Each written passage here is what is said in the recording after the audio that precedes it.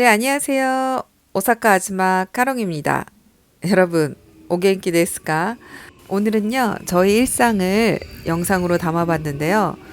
뭔지 좀 부끄럽기도 하고, 하지만 여러분에게 제가 어떻게 사는지 보여드리도록 하겠습니다. 사실 저는 일본 오사카에서 작은 마카롱 가게를 하고 있습니다. 마카롱만 파는 건 아니고요. 디저트 가게라고 해야 되나요? 여러 가지 구움 과자부터 시작해서 마카롱이 메인이 되어서 장사를 하고 있습니다. 제가 장사를 한다고 하면 사람들이 꼭 묻는 말이 있어요. 외국에서 장사하면 한국보다 좀 쉬운가요? 장사하기 편한가요? 아니면 소자본으로 가능하다면서요? 그래도 좀 일본이니까 한국보다 좀 낫지 않나요? 뭐 이런 질문을 하시는 분들이 간혹 계시거든요. 그래서 오늘 저는 그 질문에 대해 제가 겪은 이야기로 조금 솔직하게 얘기해 보려고 합니다. 외국에서 장사하면 더 쉬울까요? 결론부터 말한다면 장사는 어디서나 다 비슷한 것 같습니다. 열심히 해야 하고 운도 어느 정도 따라줘야 하고 한국이든 일본이든 어디 나라든 전 세계가 다 똑같은 것 같습니다. 다만 외국에서 장사한다는 건 확실히 더 힘든 부분이 있는 것 같아요. 일단 언어죠. 언어가 되지 않는다면 장사하기 너무 힘들겠죠? 그리고 또 문화도 굉장히 중요하죠. 그 나라의 문화를 잘 알지 못한 상태에서 장사를 한다는 건 그것 또한 조금 있을 수 없는 일인 것 같습니다. 이 장사라는 게 단지 물건만 하나 팔고 끝나는 게 아니잖아요. 처음부터 끝까지 이 모든 과정을 제가 책임지고 또 혼자서 해야 되는 아니지 뭐 사람을 쓴다고 해도 결국 그 모든 책임은 제가 져야 되기 때문이죠. 그리고 일본에서 장사하면 시작은 좀 쉬운 편인가요? 라는 질문도 있었어요. 이건 맞는 말이긴 해요. 일본에서는 그 장사할 때 권리금이라는 게 없어요. 한국에서는 뭐 적게는 몇백만 원에서 많게는 몇 억까지 이 권리금이라는 게 있잖아요. 아마 한국밖에 없는 것 같아요. 권리금이라는 건. 그 금액이 너무 크잖아요. 근데 일본은 일단 권리금은 없습니다. 보증금 한 3개월 정도만 낸다면 뭐 언제든지 쉽게 창업하실 수 있습니다. 그래서 처음에 시작할 때는 이 소자본으로도 가능하고 여자 혼자서도 가게를 여는 거는 충분히 가능하죠. 저도 했으니까요. 가게를 여는 건 역시 가능합니다. 한국에는 권리금이 워낙 많다 보니까 쉽게 창업하는 것도 어렵잖아요. 그리고 그 권리금은 다시 나갈 때 받지 못하면은 그러면 그게 다 없어진다고 들었는데 그렇죠? 야, 그건 정말 너무 힘든 것 같아요. 일본 또한 이 시작이 쉬운 만큼 진입 장벽이 낮죠. 그렇기 때문에 경쟁도 많다는 거죠. 소자본으로 가능하다고 해서 오픈은 했지만 막상 시작해보면 이게 또 틀리잖아요? 해보지 않으면 모른다라고 해서 시작을 했는데 또 이게 버티는 게 또 다른 문제구나라는 이런 또 새로운 문제가 발생하게 됩니다. 이건 해봐야지 알 수 있는 것 같아요. 해보기 전에는 어떤 문제가 발생하고 또 어떻게 해결해야 될지 모르지만 막상 해보면 또 그때그때마다 해결해 나가는 것 같은데요. 결국 이 장사라는 게 얼마만큼 버티냐라는 문제인 것 같아요. 진짜 장사 안 되네. 왜 이렇게 안 팔려? 오늘은 평일이어서 그런지 손님이 별로 없네요. 열심히 만들고는 있는데 저희는 디저트 샵이라서 판매가 되든 안 되든 무조건 쇼케이스에다 장식을 해놔야 되니까 늘 바빠요.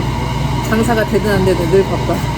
실제로 제가 이 장사를 하면서 뭐가 가장 힘들었었냐면 저는 한국에서도 한 번도 장사를 해본 사람이 아니었거든요. 그런 제가 일본에서 장사를 시작했으니 모르는 게 정말 많았죠. 너무 간단한 것부터 부동산에서 가게를 알아보는 것부터 시작해서 뭐 공사, 인테리어부터 전기, 수도 뭐 그런 것부터 시작해서 관공서에 가서 접수하는 일, 보건소에 가서 신고하는 것부터 시작해서 주소 변경부터 각종 세금 문제부터 진짜로 너무너무 할 일이 많아요. 이거 저 혼자 있었으면 너무 힘들었을 텐데 저는 아시는 분이나 남편한테 부탁을 해서 겨우겨우 했습니다. 아, 이런 거 보면 누군가 다 맡아서 탁탁탁탁 해주면 정말 좋은데 말이죠. 사장은 그냥 되는 게 아닌 것 같습니다. 회사 다닐 때는 내가 맡은 일만 잘하면 되잖아요. 그런데 이 장사는 아니에요. 처음부터 끝까지 다 본인이 해야 되고 본인이 다 책임져야 되는 거죠. 그런 부분이 좀 힘들었던 것 같아요.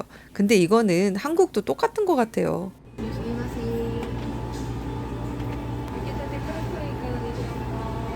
말씀드리는 순간에 손님이 오셨습니다. 그럼 실질적으로 돈이 많이 들었을까라는 또 이런 질문을 하게 되잖아요. 사실 저 돈 진짜 없었거든요.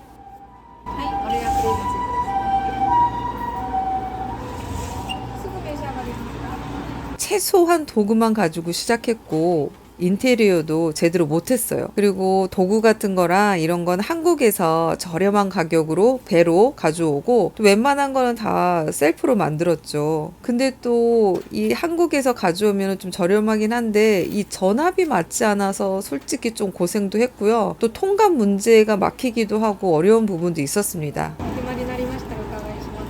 그리고 일본에서는 이 패키지나 이런 것들이 제가 생각했던 디자인이 없었고 또 예쁜 게 또 한국에 많았기 때문에 한국에다 주문하게 되면은 또 배송비랑 이런 여러 가지를 생각해 보면 그렇게 싸지도 않았고요.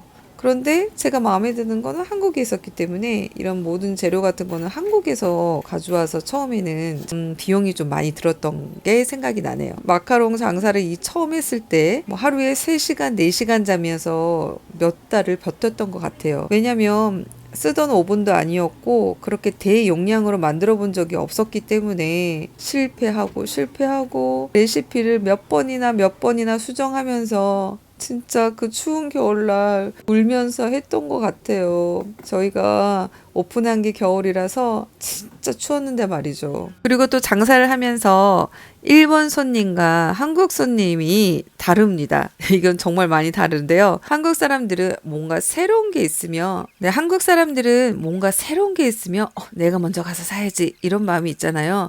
그래서 내가 사가지고 SNS에도 올리고 또 친구한테도 좀 보여주고 이렇게 자랑을 하잖아요.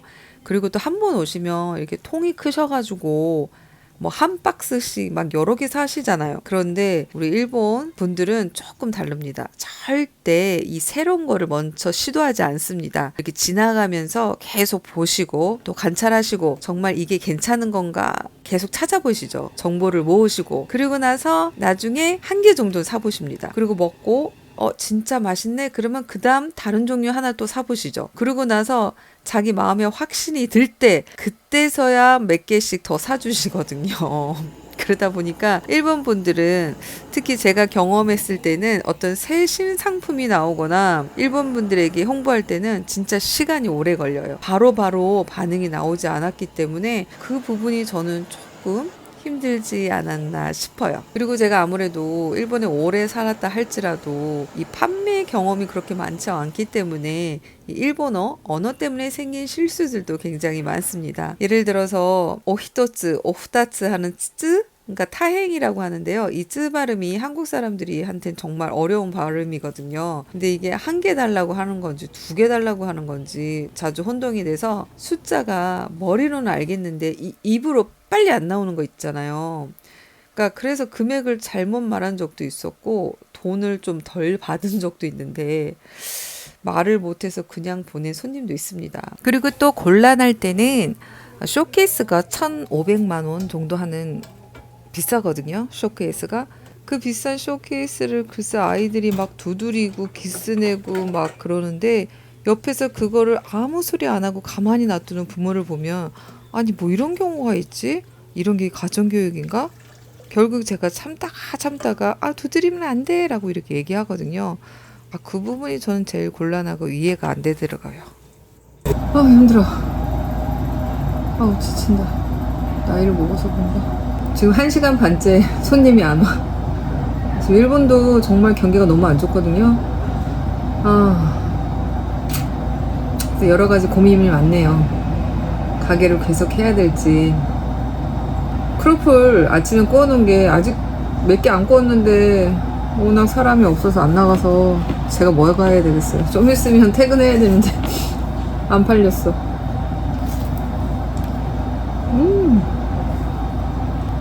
맛은 있네.